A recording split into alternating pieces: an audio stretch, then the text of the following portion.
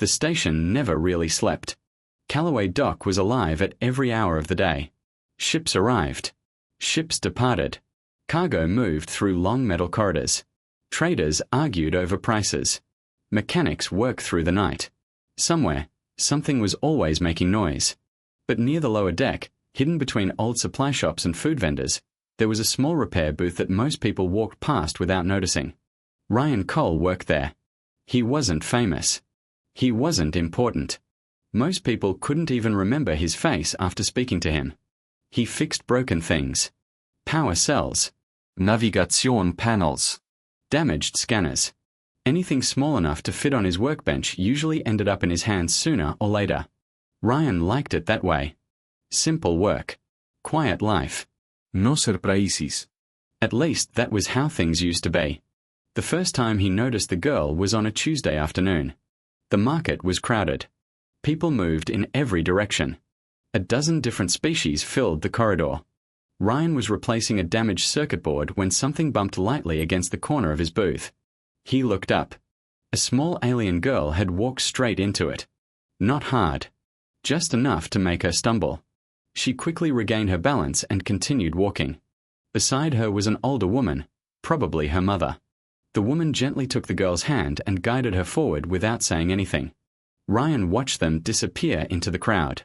Then he went back to work. At first, he thought nothing of it. People bumped into things all the time, especially in the lower market. But the next day he saw the same girl again. This time she nearly walked into a food cart. A vendor reached out and stopped her before she collided with it. The day after that, she almost hit a support pillar. Again, her mother caught her just in time. Ryan started paying attention. Every day he noticed the same thing. The girl moved carefully.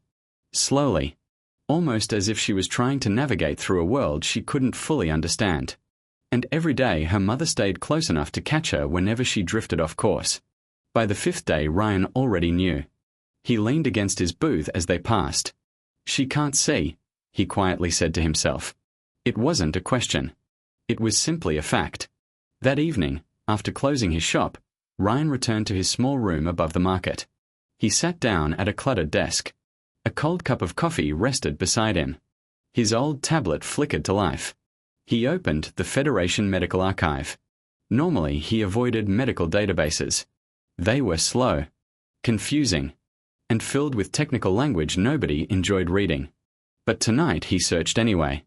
He entered the girl species. Dre. Hundreds of files appeared. Most were poorly translated. Some barely made sense at all. Ryan spent hours reading them. One document became another. Then another. Soon midnight had passed. Then 1 in the morning. Then 2. Finally he found what he was looking for. A rare condition. Present from birth. The optical nerves never developed correctly. Over time, vision faded completely. The Federation had studied it briefly years ago, then abandoned the research. The problem was considered too difficult, too expensive, too unimportant. Ryan stared at the screen. He read the final report twice. Then he closed the file. The room was silent. The coffee had gone cold hours ago. He took a notebook from a drawer. Not a digital notebook. A real one. Paper pages. The kind most people no longer used. He opened to a blank sheet. Then he started drawing. A simple outline. Nothing complicated. Just the rough shape of a visor. He didn't know exactly what it would become. Not yet. But every project started the same way. First you understood the shape of the problem. Everything else came later. For several minutes he continued sketching. Lines. Measurements. Question marks. Possibilities. Above his desk sat a small metal sparrow. A decoration he had built years ago from spare parts. Ryan looked at it for a moment. Then back at the page. His pencil continued moving. Outside, Callaway Dock remained busy as always. Ships came and went. Merchants closed their stalls. Security patrols crossed the corridors. Nobody knew a repairman was sitting alone in a small room trying to solve a problem the entire Federation had already given up on. Ryan didn't know if he could solve it either. But he couldn't stop thinking about the girl. And somehow, That was enough to make him try. The next morning, Ryan woke up tired. His eyes burned. His neck hurt from falling asleep at the desk. The notebook was still open. Pages filled with rough sketches and notes covered the table. For a few seconds he stared at them. Then he sighed. Most people would have stopped there. The Federation certainly had. But Ryan had spent most of his life fixing things that other people threw away. Broken equipment. Broken machines. Broken ideas. Sometimes the people who said something couldn't be fixed simply hadn't spent enough time looking at it. So after opening his booth for the day, Ryan worked as usual. Customers came. Customers left. A damaged scanner. A faulty battery pack. A cracked navigation panel. Nothing unusual. But every free moment he had, he continued thinking about the girl. And every evening after closing, he returned to his research. 3 days passed. Then 4. Then 5. Ryan filled half a notebook with diagrams. Most of them were terrible. Some made no sense at all. Others looked promising until he tested the math behind them. Then they failed immediately. Still, he kept going. One evening he sat surrounded by dismantled components. Old scanner lenses. Signal processors. Micro transmitters. Pieces collected from years of repair work. Most people would have called it junk. Ryan called it inventory. He picked up a damaged sensor array and turned it over in his hands. Something clicked in his mind. Not the device. An idea. He quickly grabbed his notebook. The problem wasn't creating vision. The problem was creating information. The Dre nervous system didn't process visual data the same way humans did. Every study confirmed that. Trying to force human style sight into their brains would never work. It would be like plugging the wrong cable into a machine and expecting it to operate normally. No. The answer had to be different. Ryan spent another 2 hours reviewing biological records. And finally he saw it. A detail buried inside an old report. Dre skin patterns. The shifting lights that moved across their bodies. Those weren't just decorations. They were connected directly to their nervous system. A natural biological signal network. Ryan leaned back in his chair. For a long moment he said nothing. Then he slowly smiled. For the first time in weeks. The idea sounded ridiculous. Which usually meant it was either brilliant or completely insane. Sometimes both. Instead of translating light into vision, what if he translated it into signals the Dre brain already understood? Not sight. Something new. Something different. But still useful. Ryan immediately started building. The first prototype took 2 days. It was ugly. Painfully ugly. The frame didn't match. The wiring looked messy. One side sat slightly higher than the other. It even made a strange clicking noise whenever it powered on. Ryan couldn't figure out why.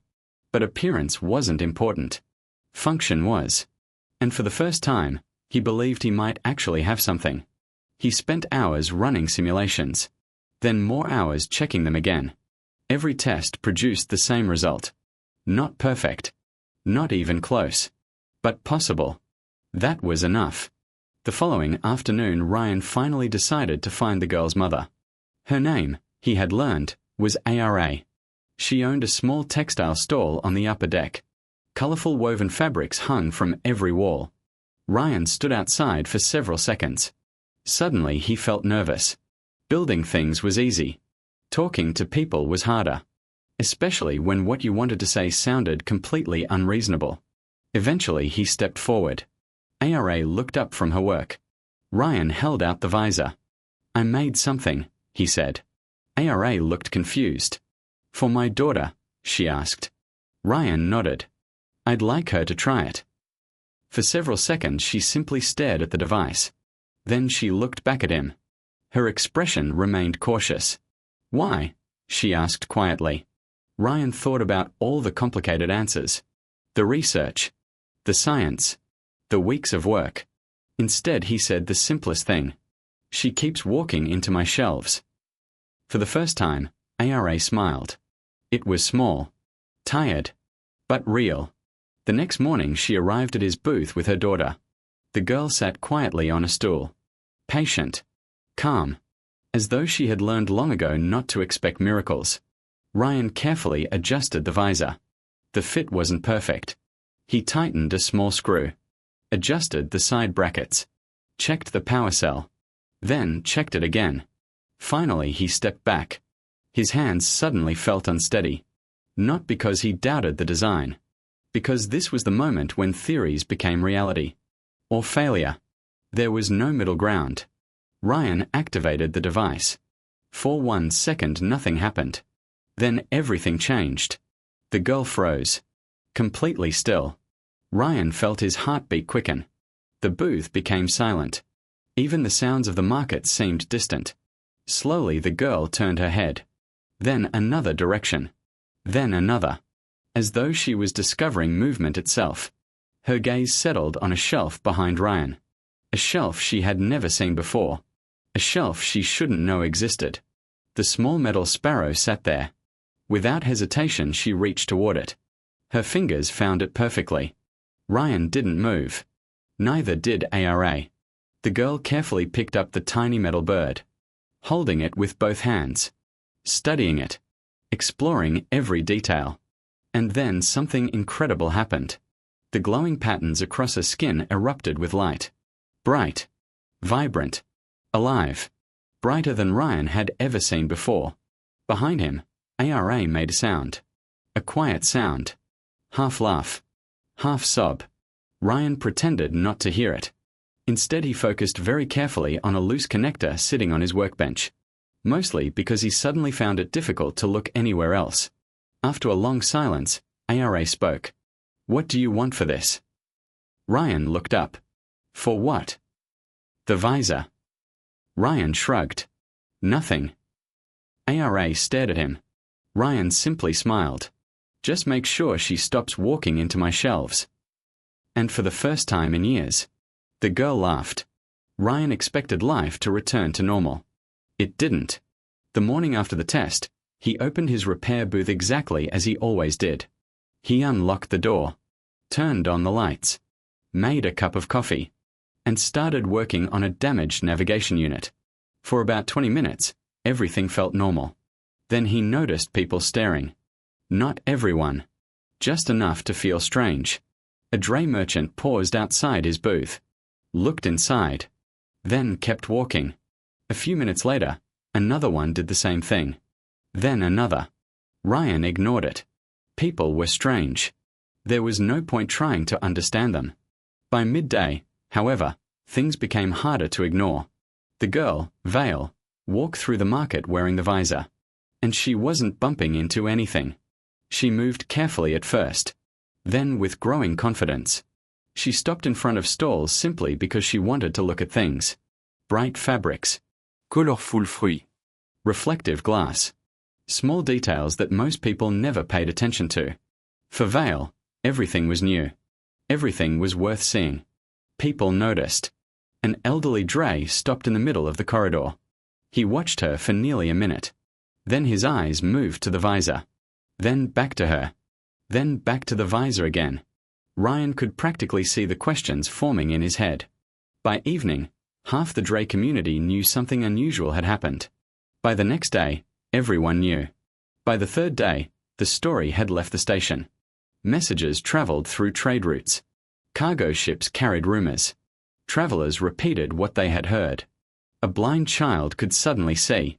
And somehow, the device responsible had been built inside a repair booth on the lower deck.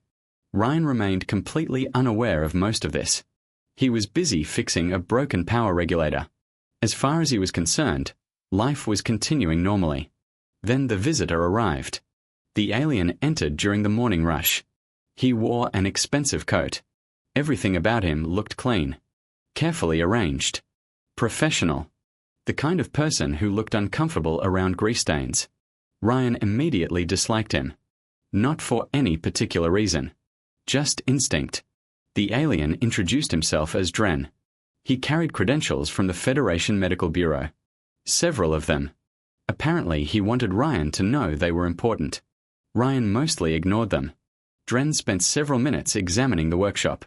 The shelves. The tools. The scattered parts. The unfinished repairs. The expression on his face suggested he found the entire room deeply upsetting. Finally, he turned toward Ryan. "I would like access to the technical specifications of your device." Ryan blinked, then looked back down at his work. "No." Dren stared at him. For a moment he seemed convinced he had misunderstood. "I'm sorry." Ryan didn't look up. "I said no." The booth became very quiet. Dren clearly wasn't used to hearing that word, especially from people like Ryan. "I don't believe you understand the significance of what you've accomplished." Ryan tightened a screw on the regulator. "Maybe." Dren's eyes narrowed. "This technology belongs under proper scientific oversight." Ryan shrugged. "It belongs to the girl using it." For several seconds neither of them spoke. Then Dren slowly straightened. His expression remained calm. But there was something underneath it now. Something cold. Something irritated. Eventually he nodded once. Then left. Ryan watched him go. The entire conversation had lasted less than 5 minutes. Still, something about it bothered him. Not enough to lose sleep over. Just enough to remember. That night, elsewhere in the galaxy, messages were moving through private networks. Corporations were asking questions. Researchers were requesting reports. Investors were calculating numbers. People with power had suddenly become interested. And powerful people rarely like surprises. Ryan knew none of this. He spent the evening repairing an old scanner array. Then went home. Then slept. Just before dawn, a quiet knock woke him. Ryan opened his door. Vale stood outside. Alone. She wore the visor. The corridor lights reflected softly across its surface. For a moment neither of them spoke. Then Vale carefully held something forward. The small metal sparrow. Ryan looked at it. Then at her. Immediately he understood. Children often expressed gratitude through the things they loved most. And right now, the sparrow was one of her most valuable possessions. Ryan smiled. Gently, he pushed her hands back toward her. "You keep it." Vale looked confused. Then surprised. Then happy. A slow smile appeared on her face. She hugged the metal bird tightly against her chest. The glowing patterns across her skin brightened. Not as brightly as before, but enough. Ryan watched her disappear down the corridor. Then returned inside. A few minutes later he went back to sleep. He never saw the ship arrive. Docking Bay 7 received a visitor shortly after sunrise. The vessel carried no recognizable markings. No company logos. No government insignia. Nothing that explained who owned it. The people stepping off the ship preferred it that way. Elsewhere on the station, conversations were already happening. Names were being exchanged. Orders were being given. Plans were beginning to form. And at the center of all of it stood one repairman who still believed he was living a quiet life. By the time Ryan sat down for breakfast that morning, several very important people had already decided they needed to find him. The only question was why, and whether they intended to ask politely. Ryan was halfway through breakfast when they arrived. He had a cup of coffee in one hand. A half-finished wiring diagram sat on his tablet. The morning looked completely normal. Then the door of his booth opened. 4 people stepped inside. The door closed behind them. Immediately, Ryan knew something was different. Not because of what they wore. Their clothes were plain. Simple. Nothing special. But the way they moved told a different story.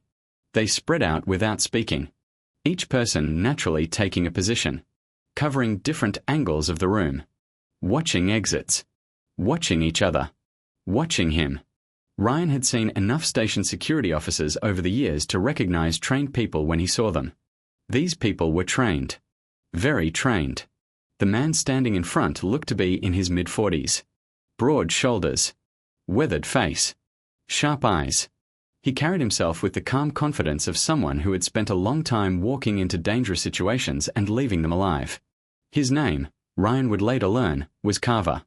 Without introducing himself, Carver placed a folded document onto the workbench. "Take your time," he said. Ryan wiped his hands on a cloth and opened it. The paper immediately caught his attention. Real paper. Not digital. Not projected. Actual paper. That alone told him this was serious. He started reading. The document came from the Human Directorate of Applied Sciences, a name Ryan recognized but knew very little about. The offer was simple. They wanted him to join a research facility. Full funding. Full laboratory access. A dedicated team. Resources beyond anything available on Callaway Dock. Everything necessary to continue developing the visor technology. Ryan read the entire document once. Then again. Then he looked up. "Why are there 4 soldiers standing in my workshop?" he asked. A woman standing near one of the shelves answered. She appeared calm. Professional. The kind of person who never wasted words. "Because 3 other groups sent representatives before we did." Ryan frowned. "Representatives?" The woman nodded. "We intercepted 2 of them this morning." The room became quiet. Ryan slowly lowered the document. Something about the way she said it made him pay closer attention. Carver slid another folder across the table. Ryan opened it. Inside were reports, intercepts, communications, names he didn't recognize, organizations he had never heard of, and numbers. Very large numbers. One offer alone contained more money than Ryan had earned in his entire life. He stared at it, then blinked, then checked it again, just to make sure he wasn't reading it incorrectly. "That's a lot of money," he said. "It is," Carver replied. Ryan closed the folder. For several seconds nobody spoke. The workshop suddenly felt smaller. Not physically, just mentally. As if the walls had moved closer. A week ago he had been repairing broken scanners. Now apparently people across the galaxy were bidding for access to his work. It didn't feel real. The strange part was that Ryan wasn't thinking about the money. He wasn't even thinking about the research facility. Instead, he was thinking about Vale. And her mother. Finally he looked up. What happens to them? Carver tilted his head. The girl, Vali, and her mother. Ryan folded his arms. People know where this started. People know who she is. If I leave, what happens when others come looking for information? For the first time, the 4 visitors exchanged glances. It happened quickly. A silent conversation. The kind carried out by people who had worked together for years. Then Carver nodded. "We already handled it."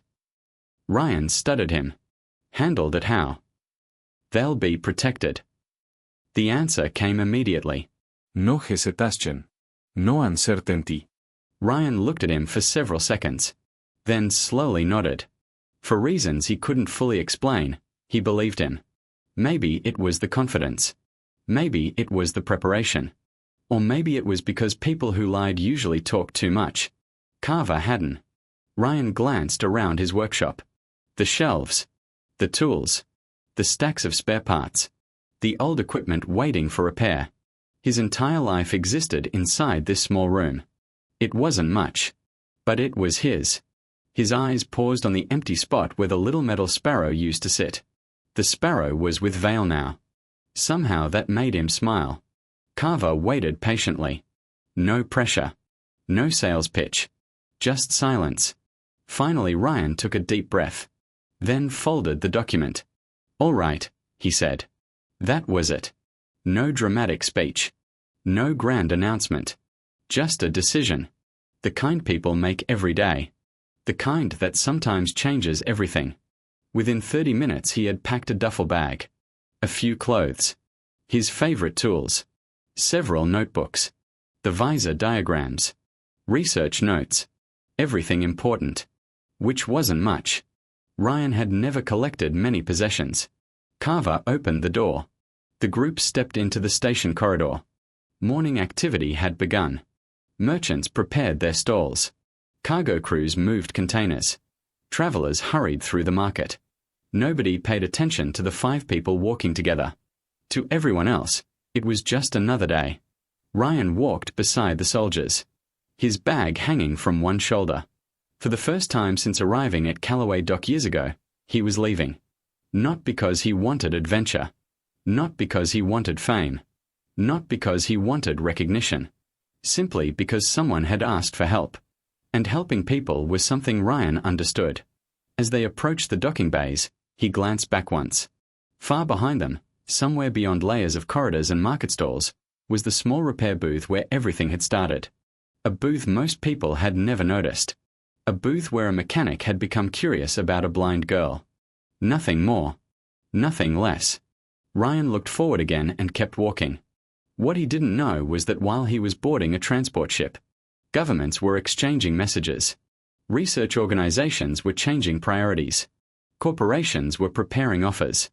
And several very powerful people had already decided that Ryan Cole might be one of the most important humans in the galaxy. The funny part was that Ryan still didn't think he had done anything special. He had simply seen a problem. And fixed it.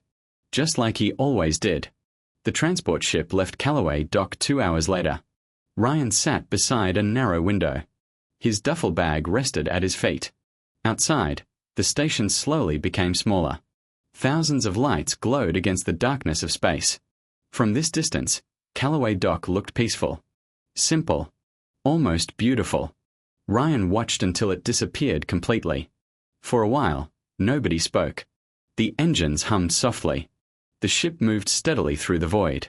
Around him, the 4 soldiers occupied the cabin with the same quiet efficiency they seemed to bring everywhere. Carver reviewed reports on a tablet. Lena cleaned a small tool with careful movements. The youngest soldier, Dayak, watched the cabin entrance even though nobody was expected to come through it. Eventually, curiosity won. Dayak leaned forward slightly. "Can I ask you something?" Ryan looked away from the window. "Sure." Dayak hesitated, then asked the question that had apparently been bothering him all day. "Why did you build it?" Ryan blinked. "The visor." Dayak folded his arms. "You had no funding." Ryan nodded. "No team." Another nod. No reason to believe it would work. Ryan smiled faintly. "That's true." Dayak looked genuinely confused. Then why spend weeks working on it? Ryan thought for a moment.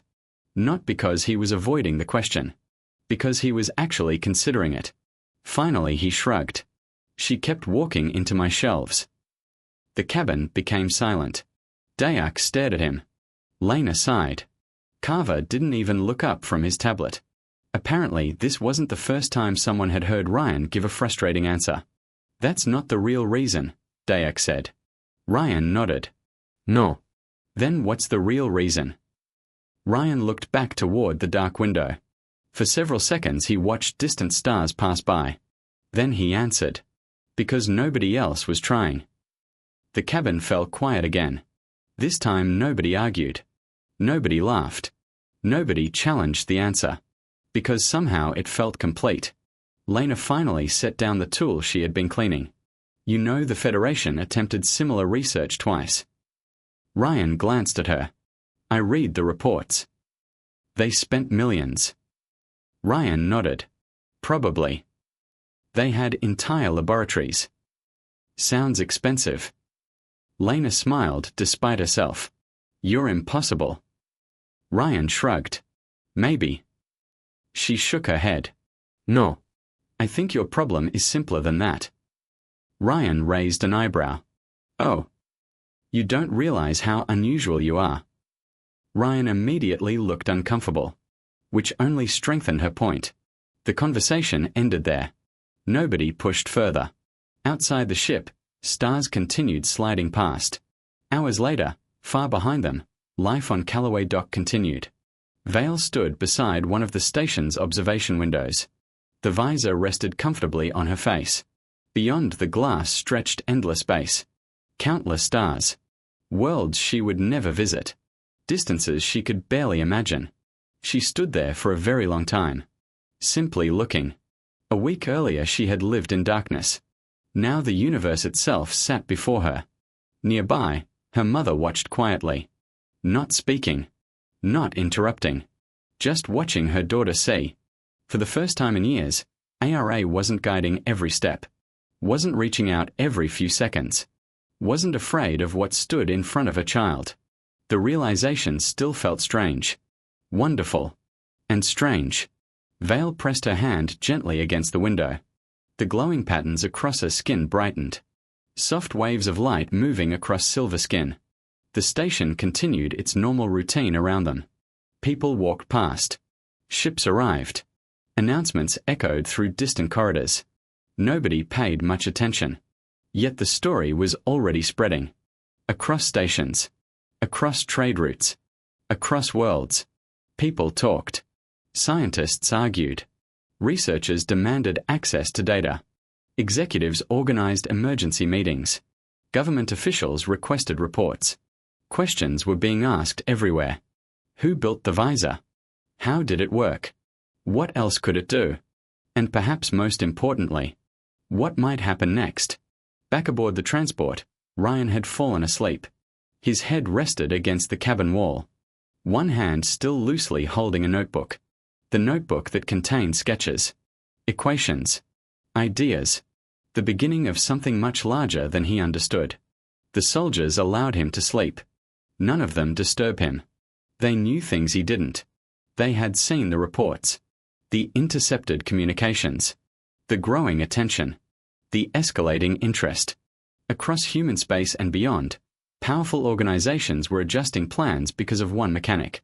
A mechanic who wasn't trying to change the galaxy. A mechanic who wasn't trying to become famous. A mechanic who still thought of himself as a repairman. Carver looked across the cabin at the sleeping engineer. Then at the notebook. Then at the stars beyond the window. He had spent most of his career studying threats, conflicts, wars, power struggles. This felt different, because the most dangerous changes rarely started with ambition. They started with ordinary people solving ordinary problems. One small action. One simple decision. Then consequences. The galaxy was already reacting. Most of it didn't even realize why. Carver looked back toward Ryan. The man slept peacefully, completely unaware that governments were discussing him. Corporations were chasing him. Scientists wanted access to his work. And entire species were beginning to see humanity in a different light. All because he had noticed a little girl walking into shelves. All because he had decided to help. Nothing more. Nothing less. And somehow, as happened so often with humans, that had been enough.